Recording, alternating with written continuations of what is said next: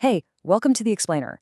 Today we are opening up the statistical toolkit to find a really cool tool, one that's designed to predict, well, the unpredictable. We're talking about the Poisson distribution. Let's jump right in. Okay, so think about this for a second. How many accidents will happen on a certain stretch of road this month? How many emails are going to hit your inbox in the next hour? These things feel completely random, right? But what if I told you there's a way to actually calculate the odds, to put a real number on the chance of these seemingly random events? And that's exactly where the Poisson distribution comes into play. It's the standard model for all sorts of rare events.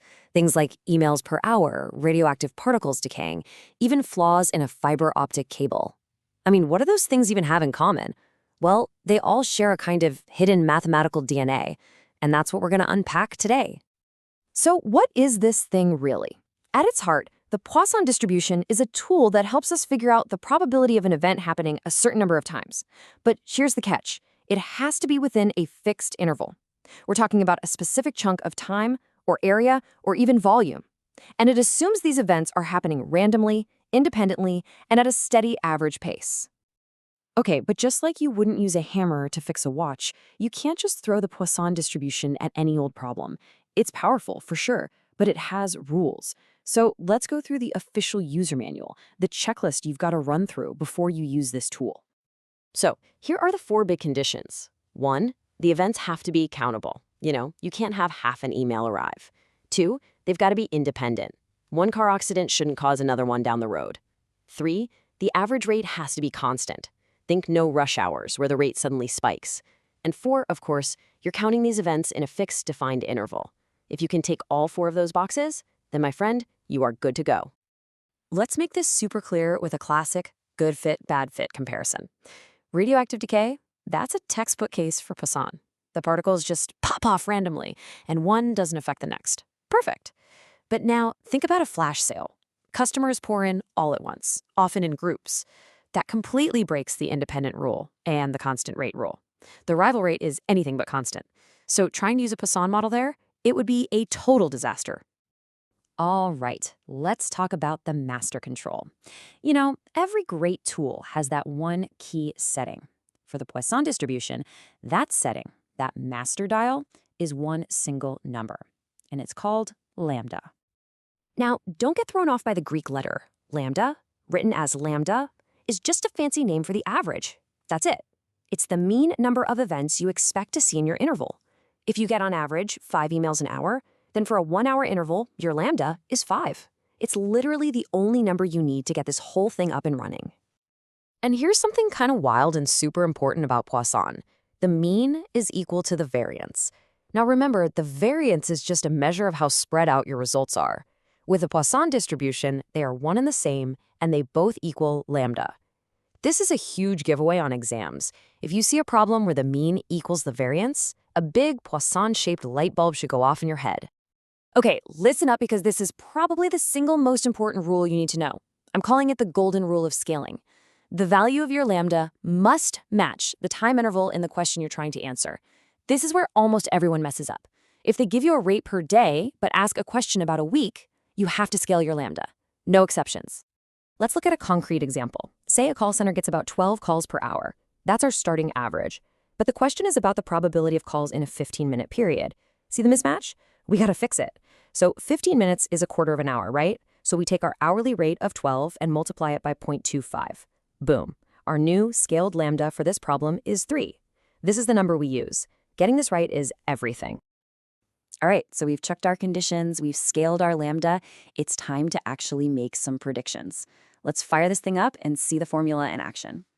Whoa, okay, I know formulas can look scary, but trust me, this one's more bark than bite.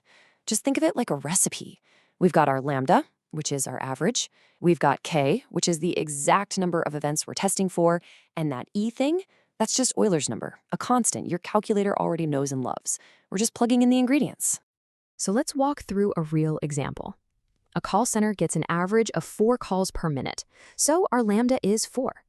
What's the probability of getting exactly 3 calls in a minute? So our K is 3. First, we state our model. X follows a Poisson distribution with lambda equal to 4. Then we just plug those numbers into the formula. We've got e to the minus 4 times 4 to the power of 3, all divided by 3 factorial. You punch that into your calculator and you get about 0.1954.